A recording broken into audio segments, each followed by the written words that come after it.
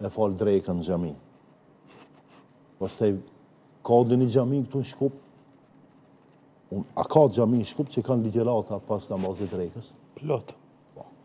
Ndoshta nuk janë plot, po ka. Pas i Hindijës me nova plot. Po, unë jam duke folë tash në drejkën e Në arrit. drejk ka Hoxha Muharremi. Po, të xhamia Isa Beo, ndoshta edhe dikush tjetër. Po. Ne o xhallar nga pak i kemi organizu këta punë. Dikush në drejke, dikush në Kindi, që njerëzit, dikush ka kohë në drejkë me shku, dikush ka kohë në Kindi. Mirë po, pse mos me shku me ndëgju në ligjërat? Çka humb? Por çka fiton? Gjithë çka fiton. Trego çka fiton.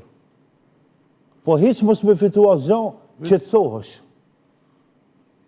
Qetësohesh dhe ke kohë 30 minuta mu lidh me tash me hoxhën, edhe se nën feja jonë nuk ka patjetër mu lidh me Zotin nëpërmjet njerëzve. Ti me Zotin direkt lidhesh. Mirë po, kur e ndëgjon hoxhën, hoxha veç një ajet mundet me ta tregu, me ta përkthi, me ta sqaru, një hadith mundet me ta përkthi, me ta sqaru, një ngjarje. E pastaj takohesh me njerëz. Qëndrimi në xhami plus. E përmenda, shkuarja në xhami, namazi me xhamat, krejt ata sevape janë. Mirë po përfiton. Tash, njerëzit, jo në këtë xhami, po du me shku në xhami, jo. Të gjitha xhamijat janë njësej. Të gjitha xhallarët janë njësej. A kemi kohë me shku me ndëgju. Hiç mos hajde të unë. Shko të ai tjetër, veç shko ndëgjo. Se ki pas i ka ardhë kohat e ne.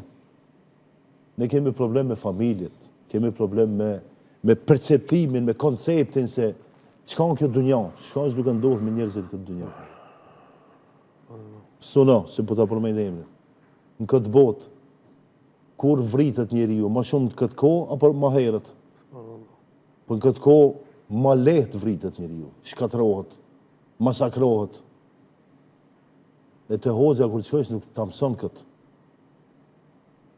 Por atë shumë herë kam thonë unë, shteti duhet mirë njohje me dhonë xhallarëve.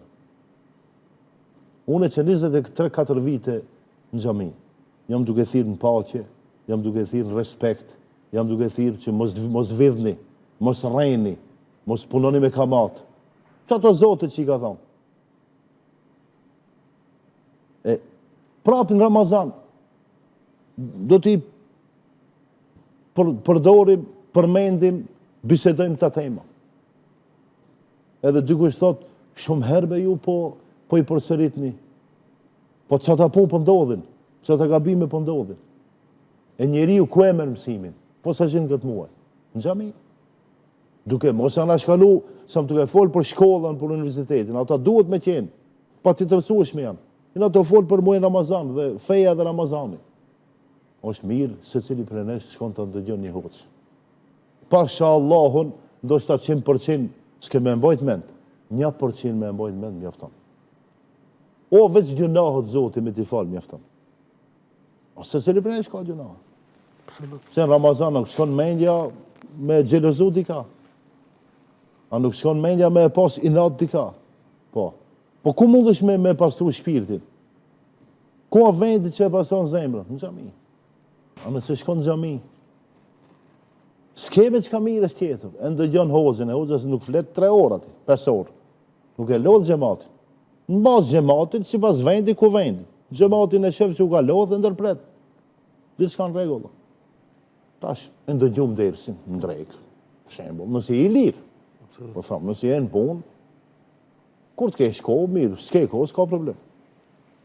Lexove pak Kur'an. Shëtite, takove dika.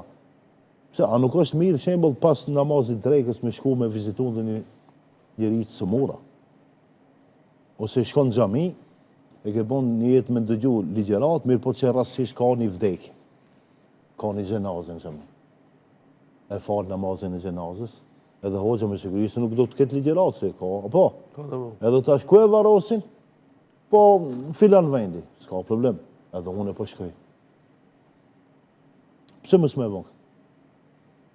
Se ki bëhe filozofijat e ne me hum ko pak, që për shkon xhenazë hum ko. Mos u sill, mos man tavaf atje, mos sill në për lagje, Pse mos thuj jam duke humb kohë, thuj kam dalë me shfrytzu kohën. Folëm që një ligjerat, pak Kuran, ose nëse ka një vdekje, shkon në varrime, kthehesh namazin i kindis. Ma mirë në xhami sa në shtëpi. E falë në xhami, e xhamit tona në përgjithësi këtu në Shkup, po edhe mendoj që edhe në Maqedoni, kanë shumica o xhallarëve një kindi, një ligjerat. Çfarë ndonjëherë në ligjerat? Po nëse kërko pak Kur'an.